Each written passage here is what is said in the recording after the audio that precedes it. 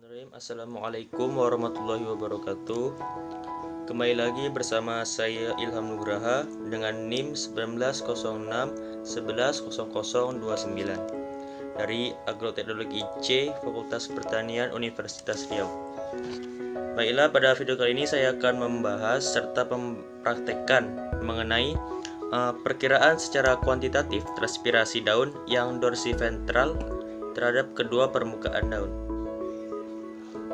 Transpirasi adalah hilangnya air dari tumbuh-tumbuhan dalam bentuk uap, terjadi di stomata, kutikula, ataupun di lentisan.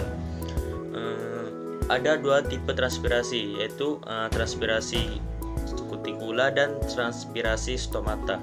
Transpirasi kutikula ini merupakan evaporasi air yang terjadi secara langsung di kutikula, sedangkan transpirasi stomata transpirasi yang secara langsung terjadi pada stomata. Daun dikatakan mempunyai tipe dorsiventral ini apabila jaringan tiang atau jaringan palisadenya terdapat pada sisi atas dari daun. Daun dorsiventral ini biasanya tumbuh horizontal.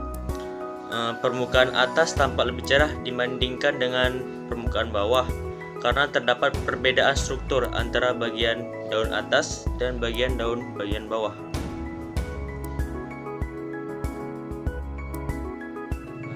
Kita gunakan pada praktikum kali ini yaitu pacar air, kemudian selotip bening, dan tanaman cabai. Kerjanya yaitu yang pertama, kita cari dua daun yang paling bagus. Kita ambil ini dan ini paling bagus dan berdekatan. Kemudian kita bersihkan bagian kedua daun ini, bagian atas dan bagian bawahnya. Selanjutnya, pada daun ini sampel 1, kita kasih kutek pada bagian atasnya mengikuti dan seperti ini.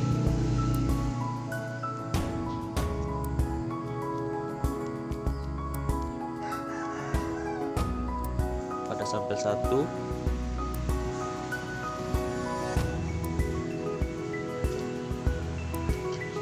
kita kasih kutek pada bagian atasnya mengikuti garis ini.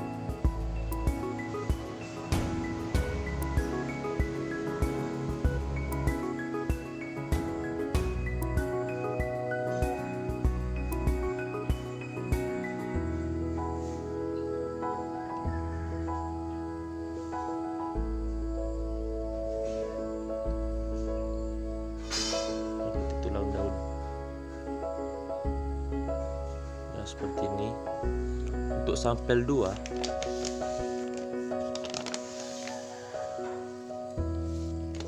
pemberian kutek dilakukan di bagian bawah daun seperti ini, sama mengikuti tulang daun.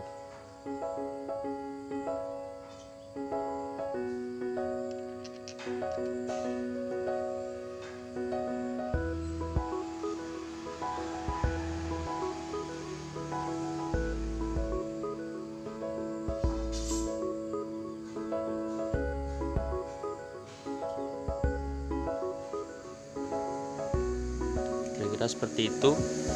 Setelah kita beri kutek pada dua bagian daun tersebut, kemudian kita biarkan selama 2 hari. Setelah daun yang kita kasih kutek dibiarkan selama 2 hari, sisanya yaitu kita tempelkan bagian yang dikasih kutek dengan menggunakan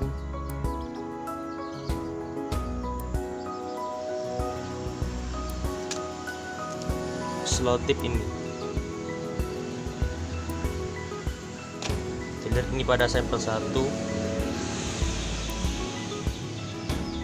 seperti ini, sedangkan pada sampel 2 berada di bawah daun.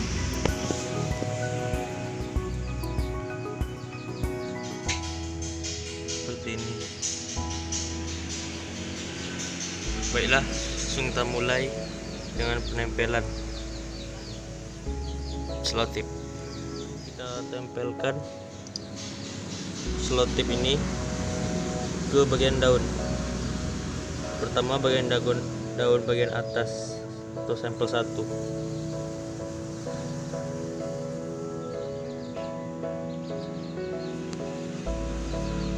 Kita tempelkan.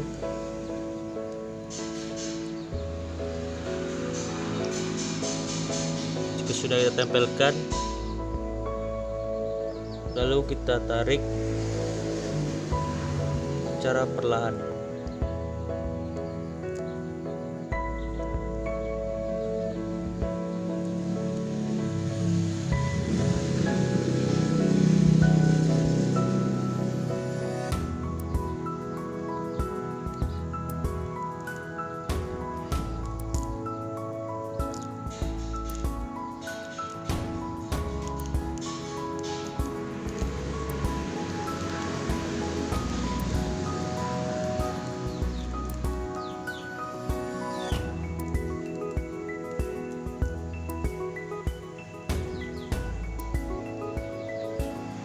Kira-kira seperti ini bagian daun yang sudah kita selotip dan telah dibuka seperti ini. Ini selotipnya.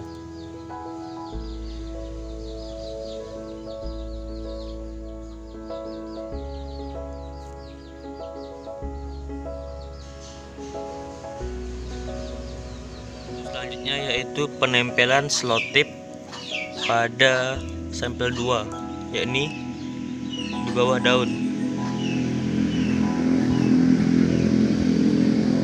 Di bawah daun ini kita tempel selotip.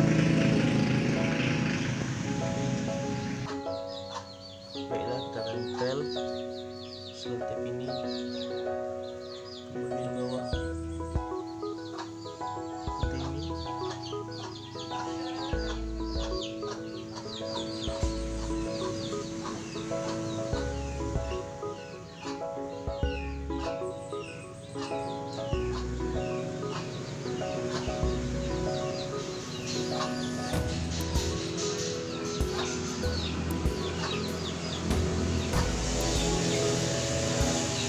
Setelah kita tempelkan, kita lepas secara perlahan juga.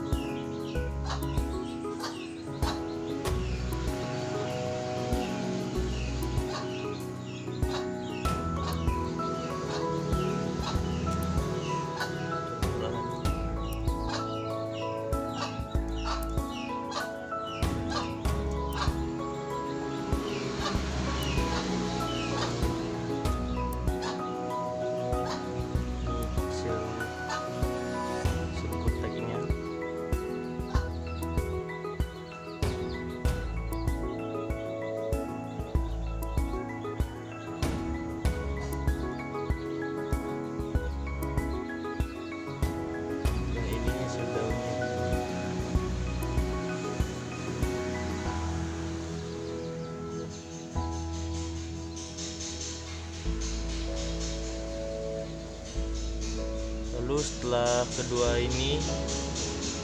kedua sampel di tempelkan selotip, kemudian kita bandingkan. Cara perbandingannya yaitu bagian atas sampel 1 kita bandingkan dengan bagian atas sampel 2, sedangkan bagian bawah sampel 2 kita bandingkan dengan bagian bawah sampel 1, seperti itu. Kemudian kita amati juga apa yang terjadi pada kedua daun tersebut. Itu hasil dan pembahasan.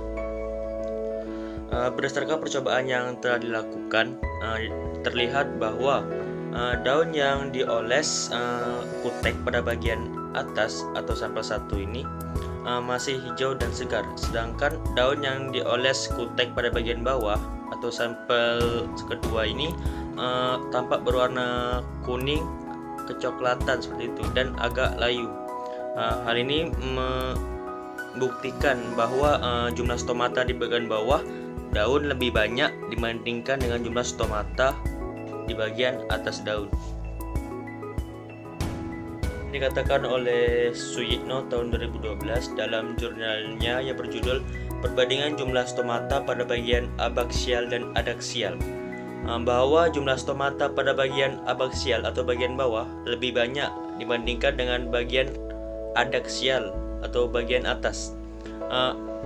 Hal ini karena pada bagian atas terdapat lapisan kutikula yang sangat tebal, sehingga menghalangi terjadinya proses transpirasi. Hal ini mengakibatkan kerapatan stomata pada bagian bawah lebih besar daripada kerapatan stomata pada bagian atas. Penambahan kutek pada daun tersebut maka akan menghambat pembukaan stomata. Semakin sedikit jumlah stomata yang terbuka, maka laju transpirasi semakin berkurang. Seperti yang dikatakan oleh Gardner tahun 1991 dalam jurnalnya yang berjudul Fisiologi Tanaman Budidaya, bahwa sebagian besar transpirasi terjadi melalui stomata karena kutikula yang secara relatif tidak tembus air, dan hanya sedikit transpirasi yang terjadi apabila stomata tertutup. Jika stomata terbuka lebih lebar, maka lebih banyak pula kehilangan air, tapi peningkatan kehilangan air ini lebih sedikit untuk masing-masing satuan penambahan lebar stomata. Itu juga yang dikatakan Hudi tahun 1990 dalam bukunya yang berjudul Biologi Pertanian, bahwa stomata akan membuka jika tekanan turgor kedua sel penjaga meningkat. Peningkatan tekanan turgor oleh sel penjaga disebabkan oleh masuknya tekanan air ke dalam sel penjaga tersebut. Pergerakan air antar sel akan selalu dari sel yang mempunyai potensi air lebih tinggi ke potensi air yang lebih rendah. Tinggi rendahnya potensi air ini tergantung pada jumlah bahan yang terlarut dari cairan tersebut.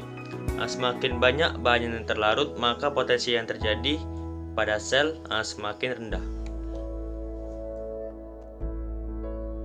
Selanjutnya yaitu kesimpulan dan saran. Untuk kesimpulan, dari kedua perlakuan pada kedua sampel, yaitu pemberian kutek pada daun bagian atas atau sampel 1 dan pemberian kutek pada daun bagian bawah atau sampel 2, dapat disimpulkan bahwa jumlah stomata pada bagian bawah lebih banyak dibandingkan dengan jumlah stomata pada bagian atas.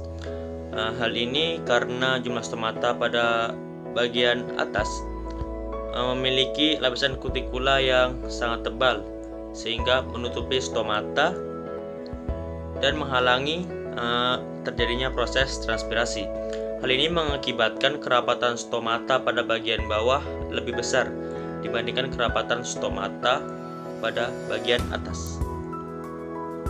Saran yang dapat saya berikan yaitu sebelum mulai praktikum ini alat dan bahan harus dipersiapkan agar praktikum bisa dilaksanakan.